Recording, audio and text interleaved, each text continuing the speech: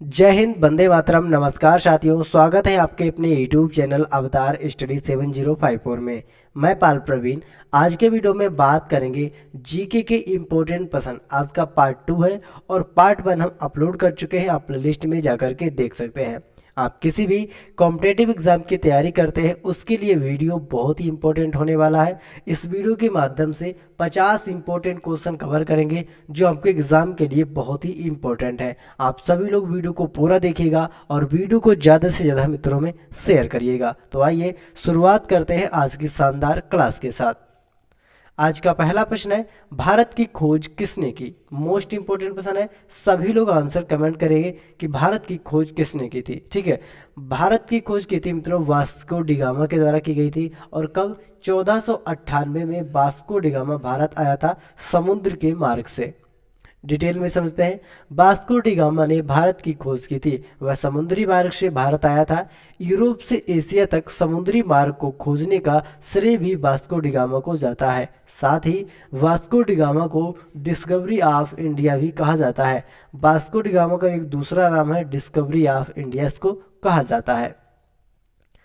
भारत की मानक समय रेखा कौन सी है? आप सभी लोग कमेंट करके बताइएगा, भारत की मानक समय रेखा कौन सी है? मोस्ट इंपोर्टेंट प्रश्न है। मानक समय रेखा की बात की गई है तो राइट आंसर है इसका मित्रों ऑप्शन नंबर ए। ठीक है, 82.5 डिग्री पूर्वी देशांतर। 82.5 डिग्री पूर्वी देशांतर मित्रों, ये भारत की मानक समय रेखा है। आप सभी लोग इसको स्टार बनाकर नोट कर लीजिएगा। अगला ऑप्शन है, अर्जुन पुरस्कार की शुरुआत किस वर्ष हुई? जो अर्जुन पुरस्कार है मित्रों, इसकी शुरुआत किस वर्ष की गई थी? मोस्ट इंपोर्टेंट प्रश्न है। इस तरह के प्रश्न आपके एग्जाम में पूछे जाते हैं तो आप सभी लोग एक बार चैनल को शेयर कर दीजिएगा। ठीक है, चैनल को सब्सक्राइब कर दीजिए और वीडियो को भी मित्रों में शेयर कर दीजिए। अर्जुन पुरस्कार की बात करें तो इसकी शुरुआत हुई थी सन 1961 से। कब से मित्रों? सन 1961 से अर्जुन पुरस्कार की शुरुआत हुई थी। इसी को हम डिटेल में समझते हैं।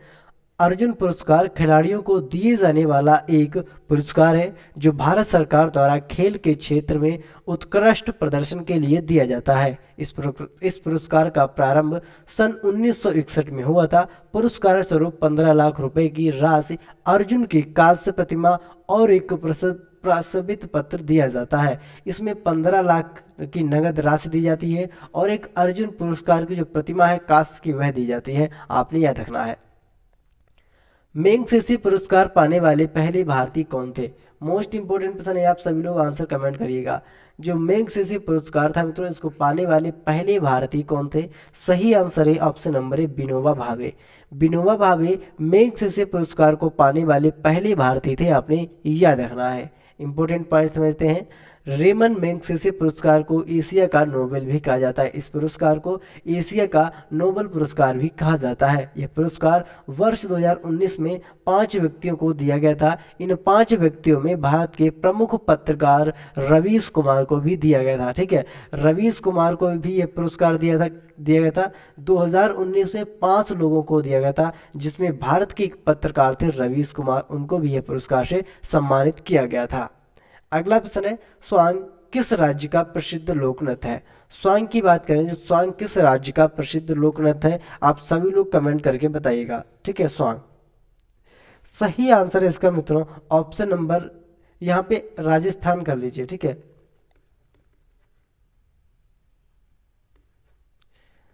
यहाँ पे हमारा राजस्थान हो जाएगा। स्वांग जो है मित्रों कहाँ का है?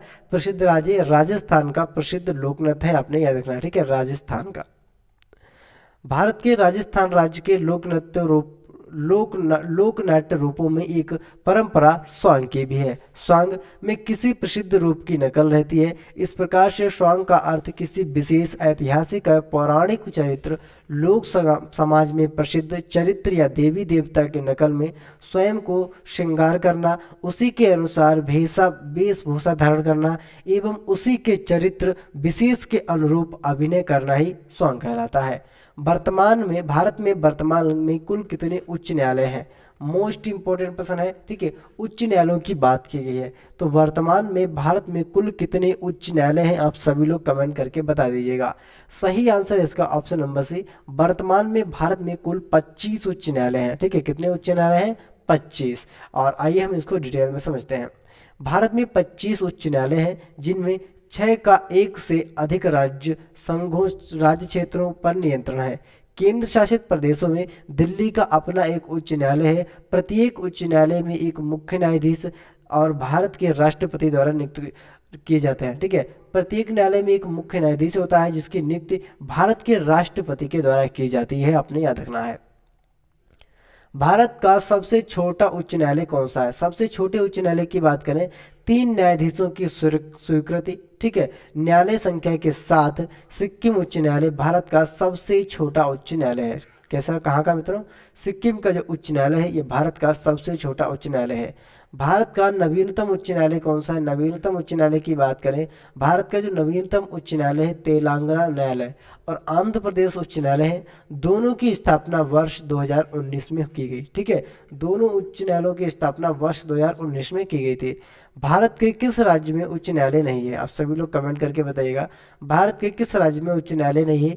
गोवा, अरुणाचल प्रदेश, मिजोरम और नागालैंड का अपना कोई भी उच्च न्यायालय नहीं है, अपने याद रखना। ठीक है, कितने राज्यों का मित्रों? 4। नंबर 1 गोवा, अरुणाचल प्रदेश, फिर आपका मिजोरम और आपका नागालैंड, 4 राज्यों का जो है मित्रों वह उच्च न्यायालय नहीं है। अगला ऑप्शन है, कोई विधेयक धन विधेयक है या नहीं, इसका फैसला कौन करता है? कोई भी विधेयक या कोई भी बिल पारित किया जाता है वह धन विधेयक होता है या नहीं, ये कौन डिसाइड करता है? ठीक है, सही आंसर इसका ऑप्शन नंबर बी, लोकसभा के द्वारा यह डिसाइड किया जाता है कि कोई धन विधेयक विधेयक है या नहीं। किसके द्वारा मित्रों? लोकसभा। तंबाकू पर पूर्ण प्रतिबंध लगाने वाला विश्व का पहला देश कौन सा है? आप सभी लोग कमेंट करके बता दीजिएगा, तंबाकू पर प्रतिबंध लगाने वाला विश्व का पहला देश कौन सा है? राइट आंसर है ऑप्शन नंबर डी, भूटान। ठीक है, जो भूटान देश है मित्रों ये तंबाकू पर रोक लगाने वाला विश्व का पहला देश है, आपने याद रखना है। अगला ऑप्शन है, राष्ट्रीय मतदाता दिवस प्रत्येक वर्ष किस दिन मनाया जाता है? आप सभी लोग कमेंट करेंगे, राष्ट्रीय मतदाता दिवस प्रत्येक वर्ष किस दिन मनाया जाता है? 25 जनवरी को। ठीक है, 25 जनवरी को प्रत्येक वर्ष राष्ट्रीय मतदाता दिवस मनाया जाता है। सभी लोग स्टार बना लीजिएगा इस प्रश्न पर। भारत का संवैधानिक मुखिया कौन होता है? मोस्ट इंपोर्टेंट प्रश्न है। भारत का जो संवैधानिक मुखिया होता है वह हमारा कौन होता है? वह राष्ट्रपति होता है। भारत का संवैधानिक मुखिया कौन होता है मित्रों? राष्ट्रपति। अंग्रेजों के नमक कानून के विरुद्ध महात्मा गांधी ने कौन सा आंदोलन शुरू किया था? अंग्रेजों के नमक कानून के विरुद्ध महात्मा गांधी ने कौन सा आंदोलन शुरू किया था? राइट आंसर है इसका मित्रों ऑप्शन नंबर ए। ठीक है, सविनय अवज्ञा आंदोलन, गांधी जी के द्वारा सविनय अवज्ञा आंदोलन शुरू किया गया था। इस पॉइंट को आपने अच्छे से याद रखना है। ठीक है, सविनय अवज्ञा आंदोलन। यात्रा या नमक सत्याग्रह महात्मा गांधी के नेतृत्व में औपनिवेशिक भारत में अहिंसक सविनय अवज्ञा का एक कार्य था। 24 दिवसीय मार्च, ठीक है, 24 दिवसीय मार्च 12 मार्च 2030 से 6 अप्रैल 12 मार्च 1930 से 6 अप्रैल 1930 तक ब्रिटिश नामक एकाधिकार के खिलाफ कर प्रतिरोध और अहिंसक विरोध के प्रत्यक्ष कार्रवाई अभियान को के रूप में चला दिया था। ठीक है, अहिंसक विरोध के प्रत्यक्ष कार्रवाई अभियान के रूप में चलाया था नमक कानून।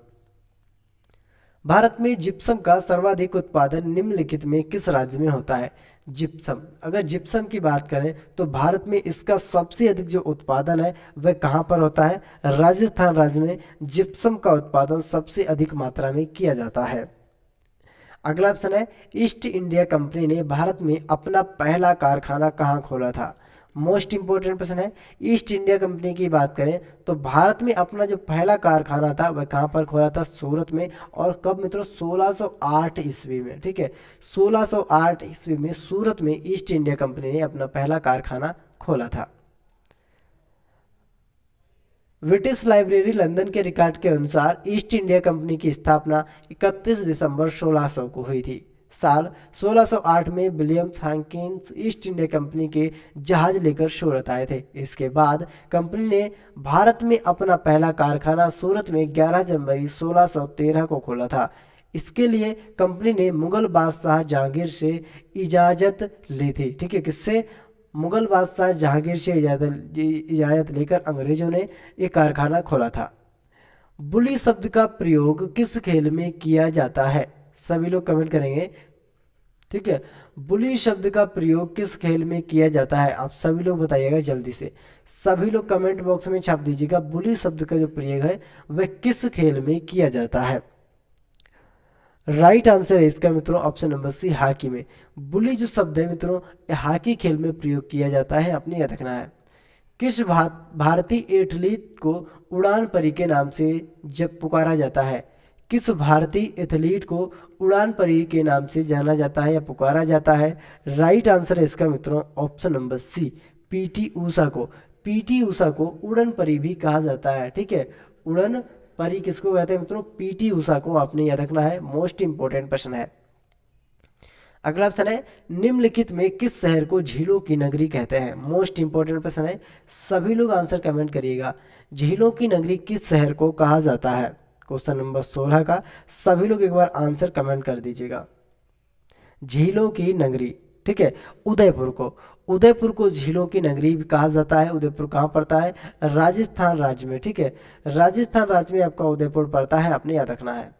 अगला ऑप्शन है आर्य समाज की स्थापना कब की गई थी? आर्य समाज जो था मित्रों इसकी स्थापना कब की गई थी? सन 1857 में। ठीक है, सन 1875 में, ऑप्शन नंबर ए, सन 1875 में आर्य समाज की स्थापना की गई थी, आपने याद रखना है। मोस्ट इंपोर्टेंट प्रश्न है आपके एग्जाम के लिए।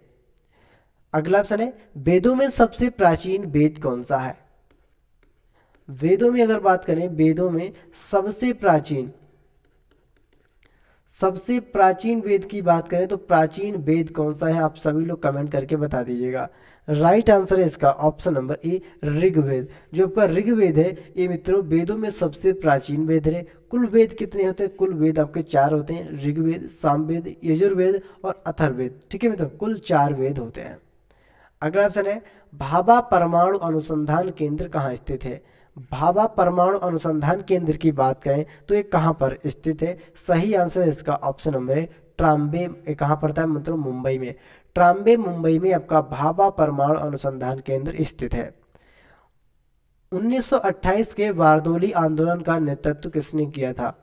आप सभी लोग बताएंगे 1928 के वारदोली आंदोलन का नेतृत्व किसने किया था? मोस्ट इंपोर्टेंट प्रश्न है, सभी लोग आंसर कमेंट करेंगे। ठीक है, राइट आंसर है इसका ऑप्शन नंबर सी, सरदार वल्लभ भाई पटेल के द्वारा 1928 में। कब? 1928 में वारदोली आंदोलन का नेतृत्व किया गया था।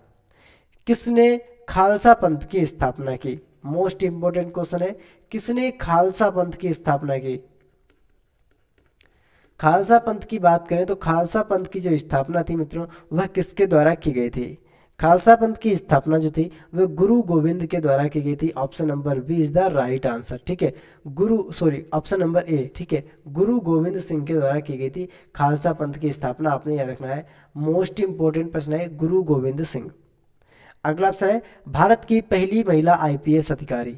भारत की पहली महिला आईपीएस अधिकारी कौन है? आप सभी लोग बताइएगा। ठीक है, कौन है? राइट आंसर इसका option number D, Kiran Bedi. Kiran Bedi Bharat की पहली महिला आईपीएस अधिकारी हैं, आपने याद रखना है। अब जान लेते हैं मित्रों भारत में प्रथम महिलाओं से जुड़े इंपॉर्टेंट प्रश्न। और अगर आपने हमारा वीडियो नहीं देखा है, प्लेलिस्ट में जाइएगा, वहां पर आपको प्रथम महिलाओं से पूरा वीडियो मिलेगा, तो आप सभी लोग उसको जरूर देखिएगा। ठीक है, भारत में प्रथम महिला की बात करें तो भारत की प्रथम महिला राष्ट्रपति प्रतिभा देवी सिंह पाटिल। ठीक है, भारत की पहली महिला राष्ट्रपति हैं और ठीक है ये 12वें नंबर की राष्ट्रपति थी, 12वें नंबर की। भारत की प्रथम महिला प्रधानमंत्री कौन थी मित्रों? इंदिरा गांधी। और इनको भारत रत्न से भी सम्मानित किया गया। भारत रत्न से सम्मानित होने वाली प्रथम महिला प्रधानमंत्री कौन थी मित्रों? इंदिरा गांधी। भारत की प्रथम महिला लोकसभा अध्यक्ष, तो प्रथम महिला लोकसभा अध्यक्ष कौन थे मित्रों? मीरा कुमार। भारत की प्रथम महिला राज्यसभा उपाध्यक्ष की बात करें तो वायलेट अल्वा। ठीक है, वायलेट अल्वा। भारत की प्रथम महिला सांसद की बात करें तो राधा बाई सुब्रायन। ठीक है, राधा बाई सुब्रायन। भारत की प्रथम महिला राज्यपाल सरोजनी नायडू। ठीक है, भारत की प्रथम महिला राज्यपाल रही। यूपीएससी की प्रथम महिला अध्यक्ष कौन थी? रोज मिलियन बैथू। ये यूपीएससी की प्रथम महिला अध्यक्ष रही थी। भारत की प्रथम महिला शासिका की बात करें तो राजिया सुल्तान, जबकि रजिया सुल्तान है मित्रों ये भारत की प्रथम महिला शासिका थी। भारत की प्रथम महिला भारत की प्रथम महिला IAS, तो IAS कौन है? अन्ना जार्ज। ये पॉइंट आपने अच्छे से देखना है। भारत की पहली महिला IPS कौन है मित्रों? किरण बेदी। ठीक है, पहली महिला IPS कौन है? किरण बेदी। भारत प्रथम मुख्यमंत्री की बात करें तो सुचेता कृपलानी मित्रों, ये उत्तर प्रदेश की मुख्यमंत्री रही थी और पहली महिला थी। प्रथम महिला केंद्रीय मंत्री कौन थी? राजकुमारी अमृत कौर प्रथम मुख्य महिला थी केंद्रीय मंत्री। प्रथम महिला कांग्रेस अध्यक्ष की बात करें, डॉक्टर एनी बेसेंट प्रथम महिला कांग्रेस अध्यक्ष रही थी। सुप्रीम कोर्ट की प्रथम महिला न्यायाधीश की बात करें तो मीरा साहिब बीबी फातिमा। ठीक है, मीरा साहिब और फातिमा बीबी ये प्रथम महिला मुख्य न्यायाधीश थी। उच्च न्यायालय की प्रथम महिला मुख्य न्यायाधीश की बात करें तो लीला सेठ, ये उच्च न्यायालय की प्रथम मुख्य न्यायाधीश थी। ठीक है, लीला सेठ। देश की प्रथम महिला सशस्त्र न्यायाधीश कौन थी? सशस्त्र न्यायाधीश की बात करें तो अन्ना चांडी। ठीक है, कहाँ की मित्रों? केरल की।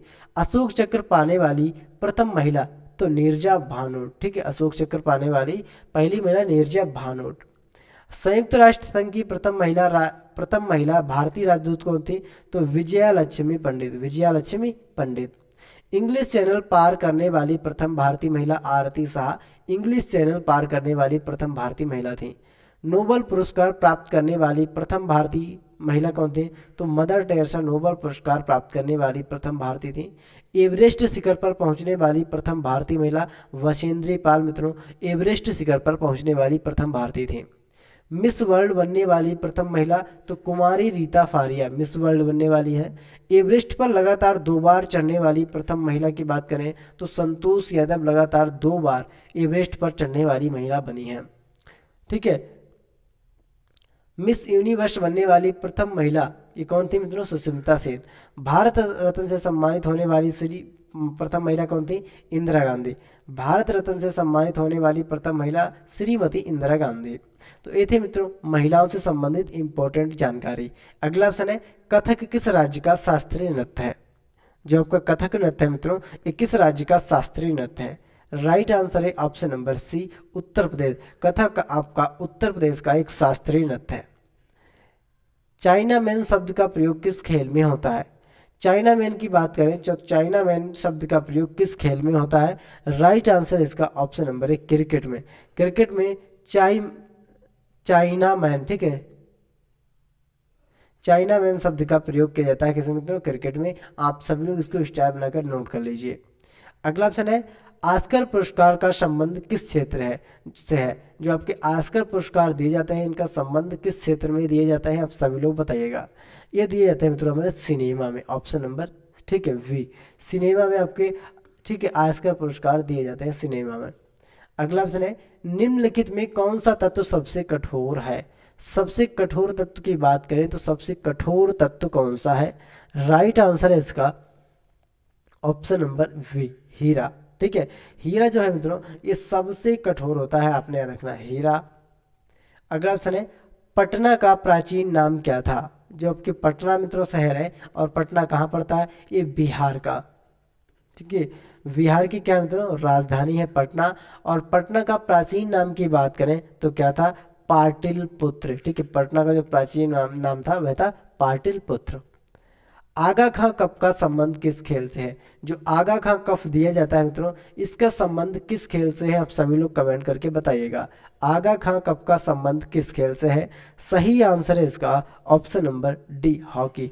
हॉकी में जो पुरस्कार दिया जाता है, जो कप दिया जाता है, ठीक है, वह कौन सा कप होता है मित्रों? आगा खां। आप इसको बहुत अच्छे से याद रखना, आगा खां। निम्नलिखित में किस भारतीय राज्य की राज्य भाषा अंग्रेजी है? निम्नलिखित में किस भारतीय राज्य की राज्य भाषा अंग्रेजी है? आप सभी लोग कमेंट करके बताइएगा। किस राज्य की राज्य भाषा अंग्रेजी है? राइट आंसर है इसका ऑप्शन नंबर ए, नागालैंड। नागालैंड की जो राज्य भाषा है मित्रों वह कैसी है? इंग्लिश।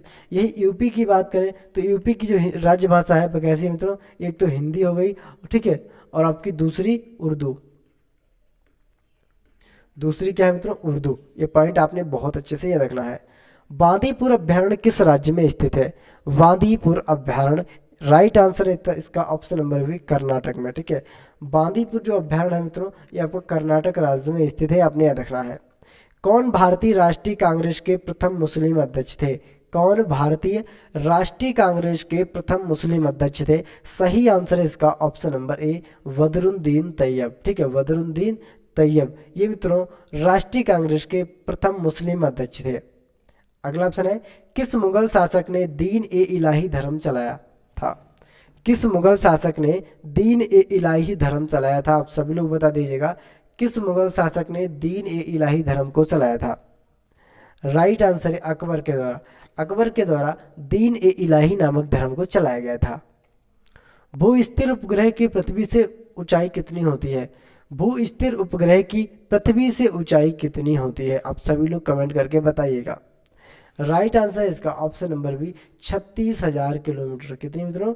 36,000 किलोमीटर इसकी ऊंचाई होती है, आपने याद रखना है। इंद्रधनुष में कितने रंग होते हैं? इंद्रधनुष में रंगों की बात करते हो कितने? 7 रंग होते हैं। ठीक है, कितने? 7 रंग होते हैं किसमें मित्रों? इंद्रधनुष में। प्राश्रव्य रंगों की आवृत्ति कितनी होती है? जबकि प्राश्रव्य रंगे होते हैं, इनकी आवृत्ति की बात करें तो इनकी आवृत्ति कितनी है? आप सभी लोग बताइएगा। राइट आंसर है इसका ऑप्शन नंबर 2, 20,000 हर्ट्ज से अधिक। ठीक है मित्रों, 20,000 हर्ट्ज से कितनी होती है मित्रों? अधिक होती है। आपने बहुत अच्छे से याद रखना है, 20,000 हर्ट्ज से अधिक। भारतीय संविधान में पहला संशोधन कब किया गया था? आप सभी लोग कमेंट करके बताइएगा कि भारतीय संविधान में पहला संशोधन कब किया गया था। यहीं पर अगर हम बात करें कि भारतीय संविधान कब बनकर तैयार हुआ था, तो जब बनकर तैयार हुआ था मित्रों, वह डेट थी हमारी 26 नवंबर सन 1949 को बनकर तैयार हुआ था और इसके 15 भाग लागू भी कर दिए गए थे उसी दिन। ठीक है, कुल 15 अनुच्छेद लागू किए गए थे। ठीक है, अब पूर्ण रूप से संविधान कब लागू हुआ था? तो 26 जनवरी और सन 1950 को संविधान पूर्ण रूप से लागू कर दिया गया था। ठीक है, संविधान में कुल भागों की बात करें, ठीक है, संविधान में कुल भाग कितने हैं? तो कुल 22 भाग हैं। अनुच्छेद की बात करें, ठीक है, संविधान में कुल अनुच्छेद कितने हैं? तो 395 मित्रों संविधान में कुल अनुच्छेद हैं। अनुसूची की बात करें तो अनुसूची कितनी है मित्रों वर्तमान समय में? वर्तमान समय में संविधान में 12 अनुसूचियां हैं, लेकिन जब बनकर तैयार हुआ था संविधान तब 8 अनुसूचियां थी संविधान के अंदर, आपने याद रखना है। और इसकी बात करें तो भारतीय संविधान में पहला संशोधन, ठीक है, पहले संशोधन की बात करें तो 1951 में भारतीय संविधान में पहला संशोधन किया गया था। डूरंड कप का संबंध किस खेल से है? सभी लोग कमेंट करके बताइएगा, डूरंड कप का संबंध किस खेल से है? राइट आंसर है ऑप्शन नंबर सी। ठीक है, किससे? फुटबॉल से आपका डूरंड कप का खेल संबंधित है, आपने याद रखना, फुटबॉल। अभिज्ञान शकुंतलम के लेखक कौन है? जो अभिज्ञान शकुंतलम मित्र पुस्तक है, इसके लेखक कौन है आपने बताना है। अभिज्ञान शकुंतलम, राइट आंसर है ऑप्शन नंबर ए, कालिदास। कालिदास के द्वारा अभिज्ञान शकुंतलम लिखा गया है। भारत के पहले कानून मंत्री कौन थे? भारत के पहले कानून मंत्री, सही आंसर है option number B, doctor Bhimrao Ambedkar Bharat के पहले कानून मंत्री थे। ठीक है, सन 1907 में शुरू किया गया साहित्य का प्रथम नोबेल पुरस्कार किसे दिया गया? सन 1907 में शुरू किया गया साहित्य का प्रथम नोबेल पुरस्कार किसे दिया गया? आप सभी लोग कमेंट करके बताइएगा। 1907 में शुरू किया गया साहित्य का प्रथम नोबेल पुरस्कार किसे दिया गया? राइट आंसर है इसका ऑप्शन नंबर ए, रुडयार्ड किपलिंग। ठीक है, रुडयार्ड किपलिंग को यह पुरस्कार दिया गया था। ख्वाजा मोइनुद्दीन चिश्ती की दरगाह कहाँ स्थित है? ख्वाजा मोइनुद्दीन चिश्ती की दरगाह की बात करें तो कहाँ पर स्थित है मित्रों? ये अजमेर में स्थित है। अजमेर कहाँ पर पड़ता है मित्रों? राजस्थान राज्य में आपका अजमेर पड़ता है। सालार जंग म्यूजियम किस शहर में स्थित है? सालार जंग म्यूजियम किस शहर में स्थित है? आप सभी लोग कमेंट करके बताइएगा। राइट आंसर है ऑप्शन नंबर ए, ये आपका हैदराबाद में स्थित है। ठीक है, हैदराबाद में आपका सालार जंग म्यूजियम स्थित है। अगला ऑप्शन है, सम्राट अशोक ने किस युद्ध के बाद बौद्ध धर्म अपना लिया था? जो आपके सम्राट अशोक थे मित्रों, इन्होंने किस युद्ध के बाद, ठीक है, किस युद्ध के बाद और बौद्ध धर्म को अपना लिया था?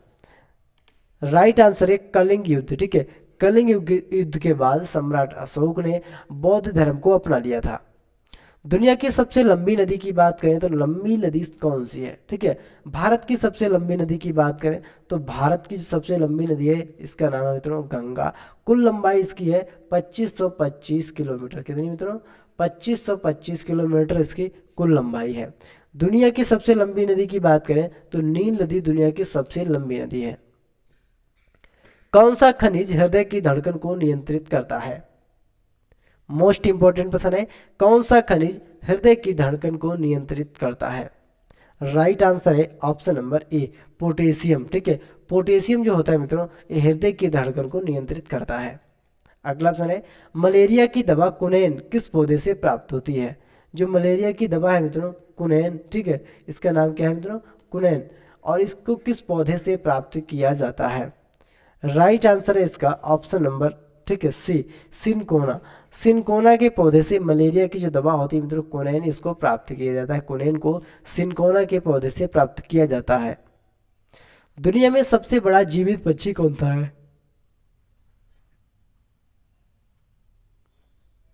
आप सभी लोग कमेंट करके बताइएगा कि दुनिया में सबसे बड़ा जीवित पक्षी कौन सा है। राइट आंसर है ऑप्शन नंबर शुतुरमुर्ग, ठीक है। शुतुरमुर्ग दुनिया का सबसे बड़ा जीवित पक्षी है, आपने याद रखना है। अगला ऑप्शन है, मनुष्य ने सबसे पहले किस जंतु को पालतू बनाया था? सबसे पहले आपको पता है कि कुत्ता, ठीक है, कुत्ते को सबसे पहले मनुष्य ने अपना पालतू पशु बनाया था, आपने याद रखना है। अगला ऑप्शन है, किस अंतरिक्ष यात्री को अंतरिक्ष में आकाश कैसा दिखाई देता है? किसी अंतरिक्ष यात्री को अंतरिक्ष में आकाश कैसा दिखाई देता है? अंतरिक्ष यात्री को जो जब वह अंतरिक्ष में जाता है तब आकाश जो है उसको मित्रों कैसा दिखाई देता है? उसको काला दिखाई देता है। कैसा मित्रों? अंतरिक्ष दिखाई देता है काला। ये पॉइंट आपने बहुत अच्छे से देखना है। अगला ऑप्शन है, एटीएम का पूर्ण रूप क्या है? हम सभी लोग जानते हैं कि एटीएम क्या होता है, जिसका हम अपने जीवन में दैनिक उपयोग भी करते हैं, ठीक है। एटीएम का पूर्ण रूप क्या होता है, इसका फुल फॉर्म क्या होता है, आप सभी लोग बताइएगा। राइट आंसर है इसका ऑप्शन नंबर बी, ऑटोमेटेड, ठीक है, automated teller machine. Automated teller machine, ये पॉइंट आपने बहुत अच्छे से याद रखना है। राइट आंसर इसका ऑटोमेटेड टेलर मशीन। तो ये थे मित्रों आपके 50 क्वेश्चन जो आपके किसी भी एग्जाम के लिए मोस्ट इंपॉर्टेंट है। आप सभी लोग कमेंट करके हमको ज़रूर बताइएगा कि आपको हमारी वीडियो कैसी लगी, और वीडियो के लास्ट में अपना स्कोर बताइएगा कि आपने कितने प्रश्नों का सही से आंसर किया है। मिलते हैं अगली वीडियो में, तब तक के लिए जय हिंद, जय भारत।